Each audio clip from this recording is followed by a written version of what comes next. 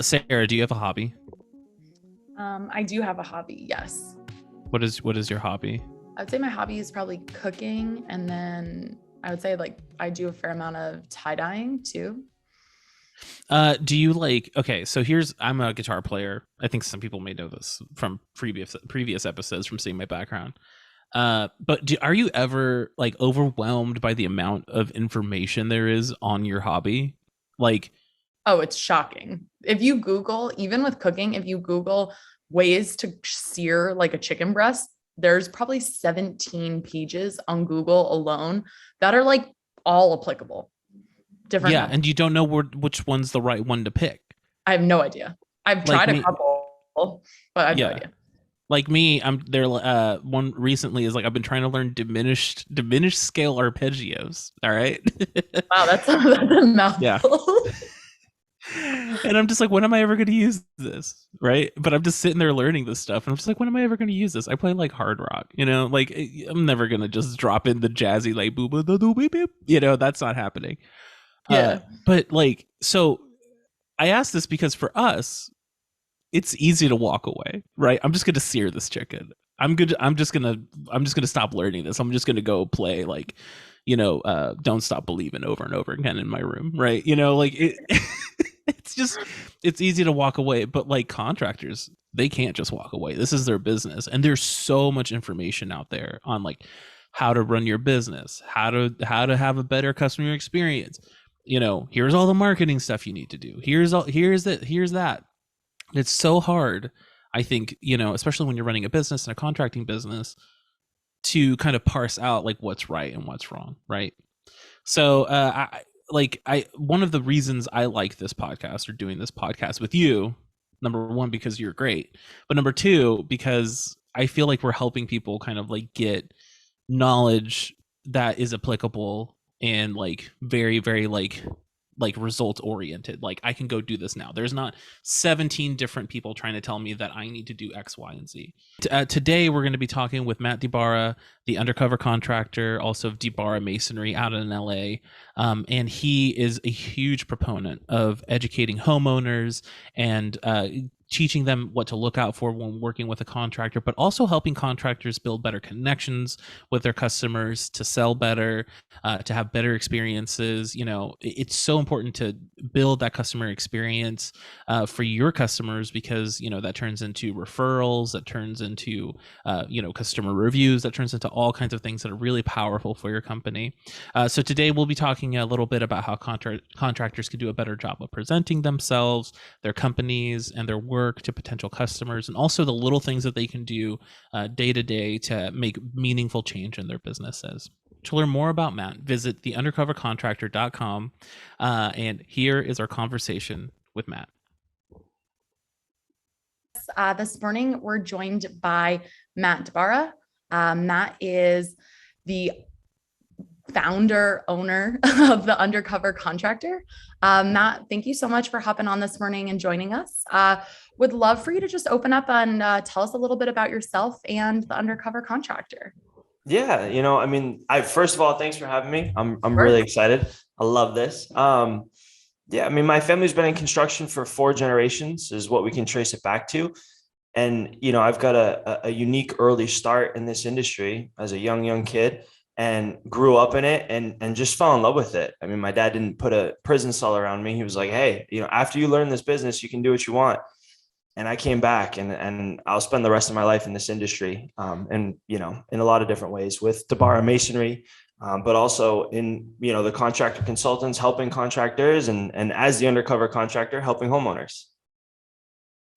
Yeah, so you're in the home improvement space almost in three different places. They can find you at the masonry, working, on the projects, helping other contractors build their business, and helping homeowners, which I think is super unique. Tell us a little bit more about just like kind of what the undercover contractor sets out to do. Yeah, so the undercover contractor was really about helping homeowners. It was, I haven't shared, when my book comes out, it'll be more public, but my dad actually got screwed by a builder growing up. He was working a lot in his business and he didn't have time to micromanage the project. And so the whole thing went south. And this was like the dream home. My dad worked 16 hours a day, 6 days a week. It was like, this was the thing. And he got screwed over by this builder. And so a lot of my childhood was spent fixing this project on Sundays, the one day I had with my dad. So I didn't play baseball. We didn't go to games. We vacuumed out the basement, fixed the flashing. Like, it was horrible. So I've had this very empathetic connection to homeowners in a way that I kind of came through this traumatic experience. And so it's really about, how do I help, knowing the contracting side? I've been on over 4,000. I think when we did the book, it was 4,500. We could count interactions with homeowners one-on-one. So it's like, how do I take this experience of knowing how important it is to hire the right contractor and what can happen if you don't, and give the homeowner some of the information that I had learned? Yeah, it's so invaluable to homeowners, especially like younger homeowners like so I own this home, pay the mortgage for this house. And I grew up in apartments all my life, like growing up and then like moving to Austin. And there's such a knowledge gap that I had no idea about once I started owning a home, right? Because when you're in an apartment, you're like, oh yeah, it's a dishwasher. It works. If it doesn't, I call someone. But now I'm that someone, right? When it goes wrong, that like I'm the person that has to figure that out. And this knowledge gap, although it may not be there for people who have owned homes for a long time, there's so many people entering the new home market, buying fixer-uppers because of the way that the real estate industry is. And that knowledge gap leads them to be susceptible to scams, right? People who don't necessarily have the follow through that they say they do. So in your experience, what are maybe some of like the more intense scams that you've seen people try to pull off? And then I think my follow-up to that would be, how do contractors maybe present themselves, at least in the initial meeting with the homeowner, in a way that's like, hey, I'm cool, I'm safe, I'm here to like educate you about what you need and also kind of walk you through this project and give you a successful, good project? Yeah, I think the biggest, the light bulb went off for me as you were saying that. And the big kind of light bulb moment for me was when I really reaffirmed good homeowners and good contractors, right? Ethical, if you will, are on the same team. So the more we could align, and I'll answer the question specifically, but the more we could align processes and things, that I was amazed at how much, when I started thinking about this, right, how much things that became easier and better for my company, the homeowners loved. And I'll give some specific examples, but it's a very interesting, it's almost like a philosophical thing. The more I really just thought about it, I'm like, what am I struggling with as a business owner? And what do homeowners not like? And when I started drawing that out, I'm like, oh, if I do this, I can solve both of these. So in terms of the scams, I'm kind of like the firefighter, right? It's like asking a firefighter, what's the worst fire you've seen? I mean, I'm a horrible example I'm on the extreme of the market because I'm in the trenches, but I've seen everything you can think of. I mean, we're doing, I have a few well-known contractor lawyers that refer us a lot of work and just, expert reviews and cases. And I have a client right now that had hired a contractor and spent over $250,000 and nothing was permitted, like nothing, on their beautiful work, very superficial, meaning it looks good, not built right. And this homeowner was just amazed. I mean, we just, it's fresh in my mind. We got the email, is it last night or the day before, but it doesn't matter. But basically the report was that this homeowner had a limited number of retaining walls on their property. There's a code that limits that. This contractor installed 4 more. So it's not even a situation of, I mean, there were so many. We started off just with code violations because it's the easiest to enforce, because you just cite the code. You're like, hey, max retaining walls, this, you have this, they have to come out. When you get into the nuance of how things are built, it's a little harder to defend that. I mean, there was, I think 18 or 19 violations. I mean, pergolas without permits, retaining walls without permits, driveways without permits, drainage just, I mean, it was, and in the contract, we looked at it, it was like all work to be permitted, drawings to be approved. Like they did the entire thing without permits. So that's just one that's fresh. But I could think of, I mean, there's hundreds, material swaps, unlicensed workers, temp labor. I mean, just, I could go on and on and on. Yeah. Wow. That's a lot of retaining walls that do not belong. That's crazy. It is interesting to think about material swap outs as like a really easy way as like a business owner to make more money possibly on the project. But I think when you were talking earlier about like what's good for the homeowner and good for the business, that's such a perfect example because it's like, sure, as a business, if you use, a cheaper shingle, let's say, on a job and, maybe you quoted it a little bit higher, sure, maybe on that project, your profit margin's a little bit higher, but ultimately that hurts your reputation long term because you know that that roof isn't going to last as long as it should if you use the right the right product. What are some examples that you saw in your business that as you really drew out what was good for you and what was good for the homeowner, what were some changes that you made and you coach other contractors to make in order to help their business just become better homeowner experience that they're driving? Yeah, I read a book a while back, and basically it's by, I believe it's by Peter Drucker, and he says that the two ways to grow a business truly in his eyes were marketing and innovation. And I've translated that in my mind in construction to marketing really being explaining and good knowledge, clear cut knowledge for the client. And then innovation is coming up with simpler ways and better ways to serve your clients. So that's really, I translated this kind of what I consider to be, I'm a simple guy. So to me, it was like marketing and innovation. I'm like, what does this really mean? What are you saying? So, I translated this into clear cut explanations, going deep with the clients and explaining things, and then coming up with ways, not being scared to innovate with new models, right? Like an example of this is we came up with a process where we can quote over the phone. We have a virtual consultation. And this was a situation where we were going out to a lot of clients and giving them prices and, they like us, but they're like, oh, we can't, a little more expensive than we want to spend or whatever. And that's okay. And so, you'd be amazed at how much this one process, again, thinking back to what's good for us, what's good for them. I'm like, well, who wants to drive an hour, waste the time there just to tell the client? And in 2 minutes they go, yeah, it's out of my budget. And that's okay. Again, we're not for everybody. No contractor is. And so we came up with this process and they love it, right? They get knowledge, they get information, and it's quick. So that is just one specific example of where the Venn diagram, I'm like, what are we struggling with? My, sales guys are like, I drive out there, I waste my time. I do this. They come back, they're frustrated. And the homeowner's like, I schedule you, we like you, we come out, and then you tell us it's this, and we would have never had you out. And so it goes back to tie it all together to kind of that simplification of, well, how do we give knowledge, right? We dedicate time on the phone to do that. And we have a whole process behind it, but then innovating a model, right? Coming up with something that really wasn't mainstream or didn't exist. I mean, there was nobody I could look to say, okay, how do you, what type of photos do they take? Where do they take them? Where do they send them? How do we schedule these? I mean, it was a process, but I think anytime I've leaned into that type of thinking, I was able to really, I was able to find the answers, and other contractors can too. It's when you get the concept, what are we aiming for? I'm amazed at the innovation of contractors, right? Because it's what we do. We build. So, we build or fix things. So extremely creative when we can land a concept. Yeah, totally. I love that. Like, it's just like you are builders, you are innovators all the time, and it's just like getting that picture in your head of like what a perfect or better streamlined workflow or like customer experience looks like. I wanted to ask you kind of like an interesting question, but there's like appearance plays a part in the way that these interactions kind of go, right?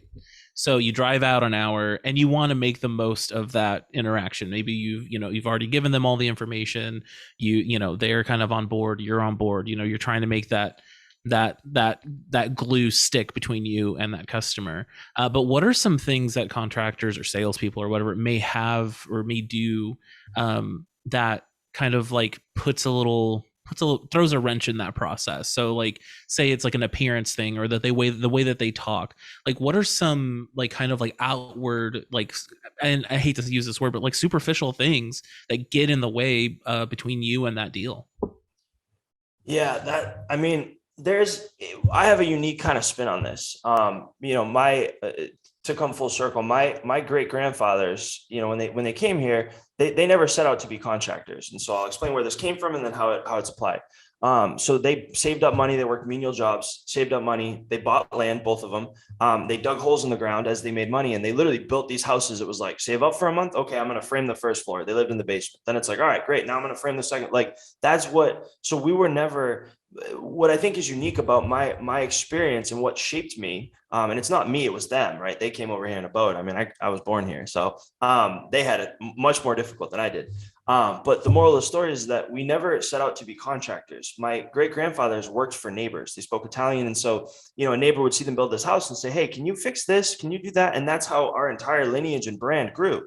It was helping neighbors. So one thing that's always helped is really thinking about how do you interact with a neighbor, right? You're authentic, you're pure. I think in today's day and age, there's an authenticity gap. And so you'd mentioned the word superficial, and what we try and do is we try and be very real and very honest. And that's been a big part of our success. And, I'm here in Los Angeles where, you've got a lot of, we deal with a lot of well-established, we do some of the celebrity homes, right? And the name dropping is not important. What's important is the doesn't matter the career or what the person does. I've always found that, they respect and admire authenticity. And so I'm on an absolute mission to bring just a genuine authenticity to this industry. The more that we're honest and tell the clients things that they don't want to hear, but that are true, and we can look them in the eye and, hey, look, I hit traffic, I'm sorry. Like the more that we can lean into just being real humans and having real interactions, it's a better. I forgot. I had a meeting and I forgot to take out the car seat. I just had a bit. We were talking about this earlier. I called the client up. I'm like, look, I just had a baby. I'm new to this. I forgot to take out the car seat. I got to turn around. I was like, but I'll make it up to you. We'll find a way. I genuinely promise you. I was like, and we did.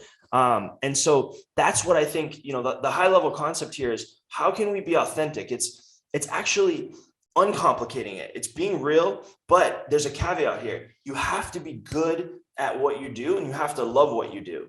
And I think when you have that as a core pillar, then you can follow through with the authenticity. If the superficial elements are coming out because you're not an expert in your materials, your installation methods, or your fulfillment side of your business, your teams aren't great, you're gonna want to feel that need to kind of puff up and find ways to cover that. But if you're rooted in those principles, I think that's the secret sauce. Yeah, I totally agree. So like I think I've mentioned this on the podcast before. My house needs siding. I feel like this has been a 6-month journey. It's been a journey. And now that we have a baby coming, it's going to be really hard to install siding because she is going to just be upset. And but through this saga of my home siding, I think I've had some really good interactions with people where they've done a really good job educating me, like of what I need and what the difference is and what they'll replace and what they won't replace and what some people will and won't. Like they've done like. I've had it in my mind that I'm going to work with this company when the baby's old enough, right? So, when she's not going to be, just absolutely pitching a fit if she hears some nails getting hammered. But the difference between them and anyone else who's come over or I've had come over who just walks through the neighborhood and knocks on my door is that educational piece where they've been and again, like I have that knowledge gap. Right. So I don't know that much about siding. I don't know that, people, when they sell a house, they'll put like a little board at the bottom of the siding so it doesn't like look as rotted or, whatever. And like, I'm really thankful for them to them for that. So it's like, okay, I'm going to figure out a way that, we can work together at some point. But what's up? Say that again. I think for contractors too, Matt, something that really struck a chord with me that you said is like being authentic. And I think that authenticity comes a lot of the time from confidence. When I hear and speak with a lot of contractors and even, we work with Tom at the Contractor Fight, and something he's always talking about is being confident in who you are and who your brand is as a business. And I think like something that I've dealt with contractors is, they're really nervous about losing the job before they even get there. But really, you have nothing to lose until you actually lose the project. And if you show up and you're authentic about, where you came from on your last job, you're authentic about what it's actually going to cost to get the dream job that the homeowner wants, that confidence will ring through in your pitch and ultimately will help you build the brand. I like to think of it as like a doc, like you go to the doctor or like anybody and you're like, hey man, I got this really serious problem, like, and I need you to help me fix it. And the doctor's just kind of like listlessly like looking at the ground or just kind of like disinterested. You're not gonna be you're not gonna be very confident in that doctor's. Yeah. And it's like, like you want them to be engaged and like you're essentially the doctor for their house or their property. And it's like it's like there's that like confidence and like ability and like engagement and ability to like, really understand the problem and get you through it. And yeah, and sometimes that comes with like hard conversations, right? Like some like, a little personal, like my mom has an illness and she goes to the hospital and the doctor, and then they have to have these like hard conversations about treatment and all this stuff. And they're not fun conversations, but you have to have them. You have to make a plan and you have to work together to be able to come out the other side successfully. And I see a lot of like analogy between the two of those.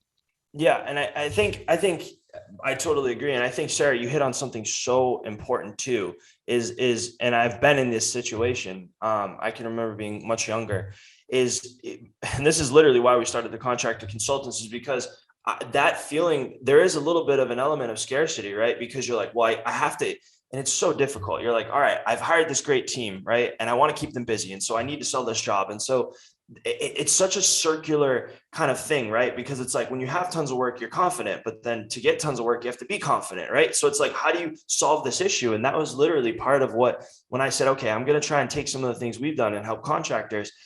I tried to say, I was like, what's the 1-2, you know what I mean? Like, what's the big thing I can do? And we're doing this recruiting course because I think the hiring side is one big thing. And it's, you can hit that nail on the head, but this element or this conversation of, the confidence and the presentation, there's so many elements to it. It's, you have to understand your brand and who you are, which comes from the marketing data. And if you're not tracking your marketing data, then that's the first step.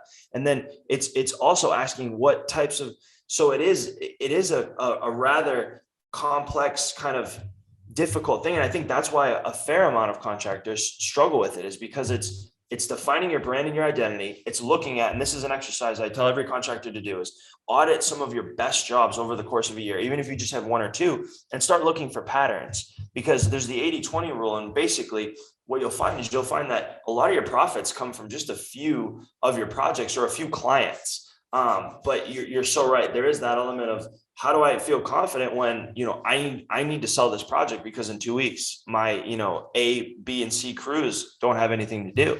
That's a hard thing it's very real.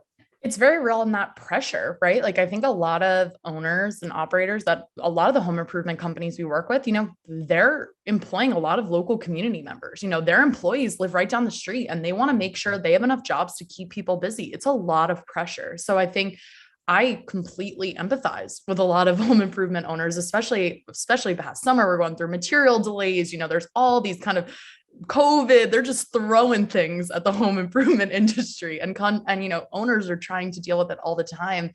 And I think, like, as contractors become more confident and they understand their brand better, you're so right. Being able to look at data, I feel like, is really important for that. And then I think also something that I really press on with contractors is also asking their homeowners about the experience, right? Like, I'm sure you guys do this all the time at your companies, just asking homeowners, how can we be improving, and really asking for that feedback. And I know it feels counterintuitive at times because it is this vulnerability, but if you're having that good communication with homeowners back and forth, it only improves your brand. Yeah, 100%. And I think it's kind of what we found was successful is doing that. It's 2 tiers, right? Because Henry Ford said if he asked people what they wanted, they would have said a faster horse, right? So and I try and not to discredit what you're saying, because it's totally true. We have survey points at every interval, right? We do the virtual consultation. What do you think?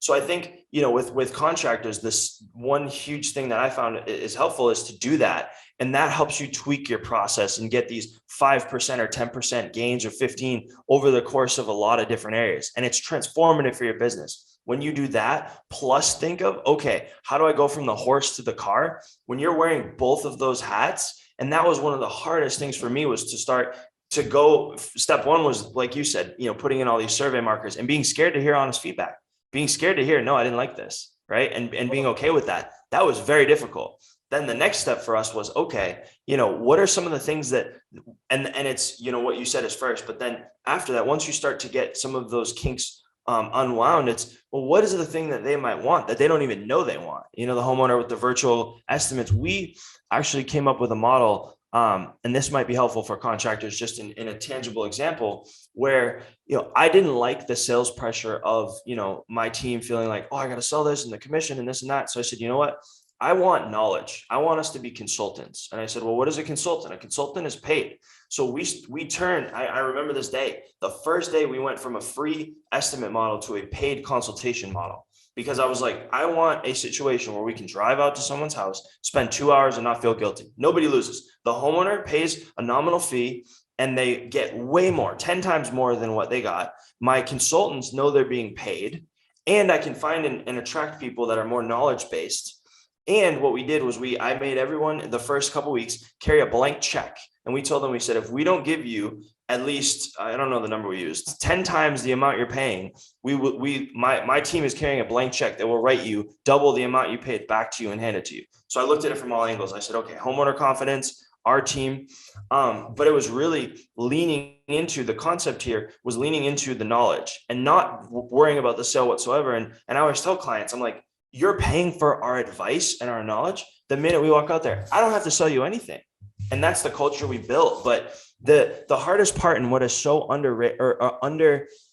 explained is the transition. I remember the first day we went from free to paid. I listened to every single call. I was like next to my team. I'm like ready to grab the phone. Like holding your breath, nervous. Yeah, because I knew it would work. And I felt like from my heart, it was coming from a good place. But, we had some clients that are like, this is crazy. And I'm like, that you're not for us. That's okay. We're not for everybody. I know the brand. I know what we're doing. I know the experience and who we're going after. But it's I think in contracting, one of the hardest things is to, kill your sacred cows, so to speak, to get rid of some of the things that, you were doing that's okay, or maybe just decent, to go to great. And it's I don't know how else to explain it other than you come from a good place, you come up with an idea, you test it, but it's so nerve wracking. I mean, I wanted to always be the honest person. I was there for a week. I mean, I listened to every single call, like every call. I went out to most of the appointments the first week. I went there. I'm like, what do you think? Was this good? And when I heard 10 times, this is amazing, we love this, oh my gosh, we're not going to go with you right now, but like, this was awesome. Then they called us back 2 months later. They're like, you know what, Matt, like we thought about it and you were the most knowledgeable. We trusted you the most. And I'm like, it blew my mind in a way that I couldn't even imagine. Totally. And I think like you touched on something so important. And I think you're probably a very interesting use case for this, because you do come from a very established family business, which we see all the time in contracting, is being okay with trying new things and being okay with building a new process, breaking that process, it not working, throwing it out, trying again. And I think like as a software company, that's something we're very familiar with, right? Because it's like, if you work in technology or the software space, you're always like just trying new things, measuring it. Did it work? Did it not? And I think like a place that I see in the home improvement industry that can be just worked on and really improved upon is like the idea of testing new things and trying new things. Because then this is a perfect example where I'm sure you had to make a case for this. And you were like, I think in my heart it will work, but we're going to test it and we're going to see. And then it worked, but it could have failed. But at least you tried something new to move the business forward. And I think that's a really interesting concept and something that, as we see home improvement companies change from son to father over the next couple of years, or excuse me, from father to son, I'm curious how we'll innovate in that space. Well, and I think, for me, and a lot of contractors can relate to this. I sat with my dad. I remember I was 8-9 years old. So you're going back 20 some odd years, right? And I would sit with them, and advertising was nothing more than we would meet with the yellow page person once or twice a year. And we go to this pizza shop, and it'd be this, guy, and he's like tucked in shirt trying to be a contractor, and he's not. And like my dad would always joke because his work boots were new. He's like, he's never worked. And it was like this, like kind of hysterical thing because, he'd have his briefcase and he'd open it and he'd be like, Mr. DiBara, how's business? And my dad would be like, it's not bad. And we would, he'd open his book and he'd be like, so right now you're at a, third page ad. He's like, if you want to step it up a little bit, we can do half page. page. And my dad's like, all right, we'll try it. And he goes, we have these new icons. They're like little clip art things. He goes, your competitors are using, let me show you one. And like, he shows a chimney competitor we had. And he's like, I suggest you try this. My dad's like, okay, great, we'll do it. And then I go get the pizza, we eat pizza, we leave. That was the only marketing decision we made ever. Like that was it. More phone calls than you can imagine. So, that experience for me, and then seeing websites, and now seeing the power of video, and then seeing social media and LinkedIn and Facebook and business. I realized, I said, there's one big thing in contracting that I want to scream, if I could do it from a mountaintop with a megaphone, I would, is that you will be the victim of the change if you don't proactively test and get ahead of it. Like I saw so many contractors when, the internet and websites and Google and pay-per-click came out, and all these other ways of marketing, and Yellow Pages slowly faded out. And they just it was like this, holding on, which I get. They were at the pizza shop. Exactly. For, the next 5 years. Yeah, everyone else exactly. was gone and they were still there. And, I only joke because it was my dad. It was us. It was me. I was scared. He was scared. So I feel like I have the kind of established right, because I was there. Like, I want to go back to older me and be like, if you just did video, I knew I got a call early on when websites were big to do video. And this guy called, I'll never forget this. He's like, video's the next big thing. He's like, you'll get ahead of the curve. He said, because websites, that's great. And this is at a time when people are just now getting websites, right? This was, 10, 12 years ago. He's like, you'll skip the whole curve. If we had been doing a video strategy 10 or 12 years ago, it would have just changed our entire business. So. Yeah, no. And I think, from a small business perspective, it's like, how do you find the time? Like, how do you find the time to even, go down that road? And, I don't know if you have advice for that. My advice as a non-business owner, but as someone who's been, working with small businesses for, I don't know, probably like 7 or 8 years now, it's just like getting little victories, right? Little things that you can implement right now, 4 quick, easy things. I think I just wrote a blog post that's up, here's 4 things you can do to get customer reviews, right now, go get them. This is the easiest way you can generate them. Is there anything, any kind of advice or kind of more just kind of not inspirational advice, but, kind of hey, here's a thing you can do every day to get better, or something like that for small business owners when they're trying to implement change, but maybe don't have all the time in the world to do it? Yeah, that is a tough. I mean, I've been there. The thing that really helped, honestly, I mean, there were a lot of small wins, and we did things to get us small wins. The big changes came from looking at other companies, consultants, things like that. People that could look, because being so busy, I mean, 60, 70-hour weeks, clients, there's always something. I think anybody listening to this can relate. They're going to laugh. They're going to be like, yep. The ability to have, because you need to focus on the highest yielding for the big changes, and to really move the company forward, it has to be the most leverageable thing. So have the biggest impact. And it's that prioritization, right? In a perfect world, you're hitting the biggest yielding, highest leverageable thing. However, if you knew that already, you'd probably already be doing it. So you can get a lot of small wins, we did a lot of that, by looking at data, auditing, things like that. But the big change for our business, and for, people I know that I've worked with and helped, is really the blind spots. The blind spots are what really are holding you back. And it's counterintuitive, but it's like, you don't know what you don't know. And that was me with marketing in a lot of ways in the beginning, or even on the fulfillment side. There were so many things where somebody would say something, or I would tour a company, or I would talk to somebody I know and ask them how they do it. And this light bulb would go off. I'm like, how did I never think of that? And that's where that you're going to have these. I mean, I have conversations with people. I just had one with a stucco contractor that I know, and he was talking about his pricing model. And I was like, have you audited your pricing in the last, I'm like, have you gotten competitor, do you know what your competitors are charging to do the same thing? And he's like, no, I don't. And I'm like, well, I do. And they're charging 2.5 times as much, and they don't do nearly the work you do. He's like, you're kidding. I'm like, no, I know, because sometimes, we end up referring companies, and the clients will share the quotes. He's like, no. I'm like, yeah, call him up. I was like, call a few companies up. So he calls me up 2 hours later. He's like, Matt, they charge 2.5 times what I charge. I'm like, yeah, Pete, because you haven't changed your pricing in 15 years. And he's like, how did I never think of that? And so immediately it was like this one thing. And immediately he's like, he called me after he did this he goes, I told him the price. He goes, they love it. We're going to start tomorrow. He's like, I can't believe it.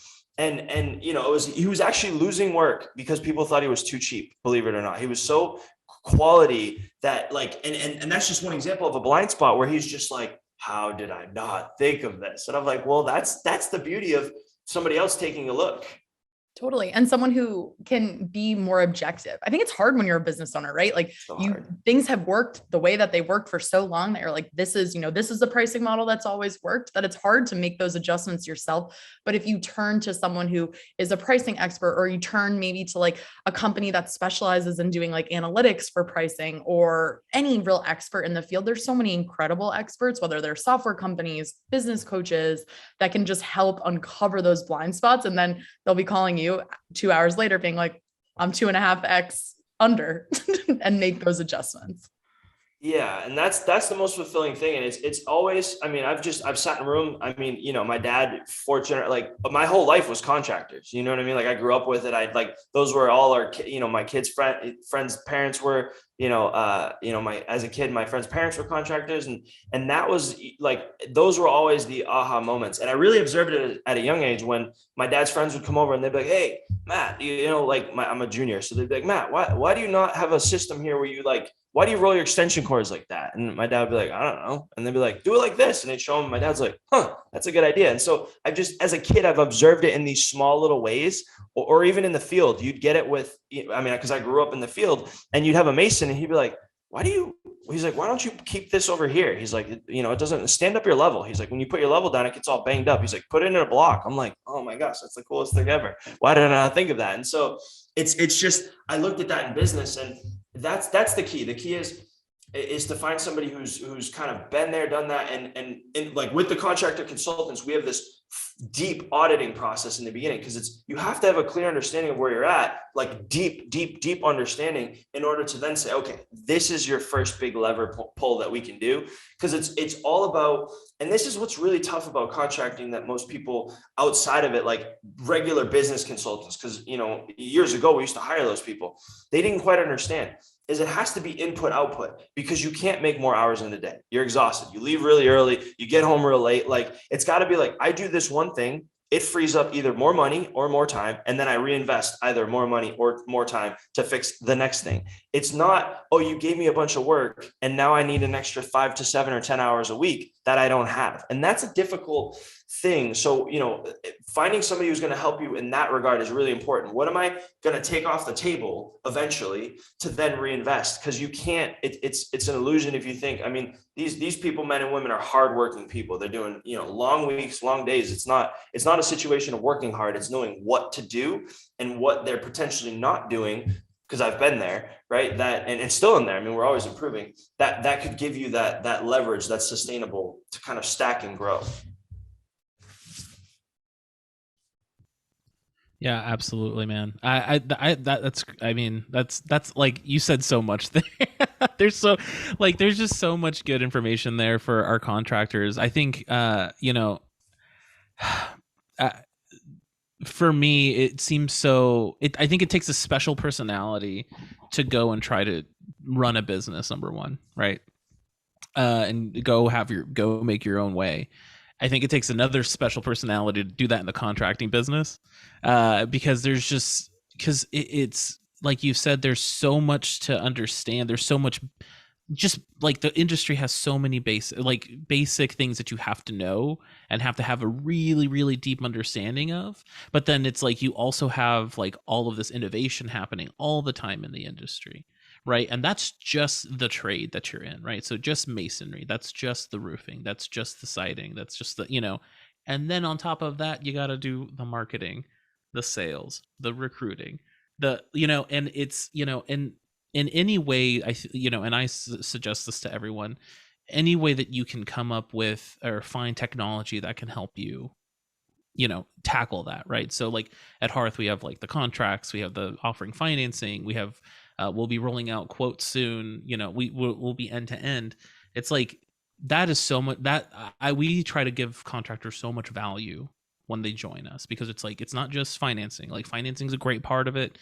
It's awesome, but it's like there's all this other stuff that you need in your hands to like be able to like move forward and move your business and grow and close faster, so you can spend time on the things that are important, like your jobs or your people. Yeah. It's crazy to but think I- that time is the most important thing in the business. And I think, like Matt, you said that, where it's like a lot of, there's not going to be more time. You can't just do more estimates, because it's like you only have a certain amount of people who can only drive a certain amount of time. It's like, how do we make our time more valuable and more efficient? Love that. Yeah, awesome. Well, I think we're over on time, but I think we've had such a good conversation with you, Matt. So I really don't mind. This has been really illuminating, and I hope it, the people who are listening can take it and move forward with some of the things that you've mentioned. We may have you back, because there is a lot to get into especially when it comes to these like really getting these customer experiences and like these so sales is relationships, right? It's not just like transactional, right? As we do the transactional thing, your business isn't going to really survive, right? Because you need the referrals, you need all kinds of, the repeat business and word of mouth and all that. That's like the biggest way that contractors markets still. So yeah, there's all of this connective tissue you have to build with your homeowner and your customer. So we'll more than likely have you back at some point to talk more about that. But thank you so much for joining us, Matt. If you want to know more about Matt, is it DiBara Masonry? Yep. I want to say it right, DiBara Masonry. Thanks. And his consulting, just visit the undercovercontractor.com. Is there any other website they should be visiting, Matt? Yeah, they can look at the contractor consultants. We got videos and things up there. Okay. But Undercover's fine. Either one. Okay, we'll put it in the description for everyone. But Matt, thank you so much. I appreciate your time and getting up so early, because I know it's early your time. So this is a late morning for me. Yeah, thank you so much, Matt. This was so great. Totally appreciate having you on. Yeah, thank you. No, thank you. It's been a pleasure.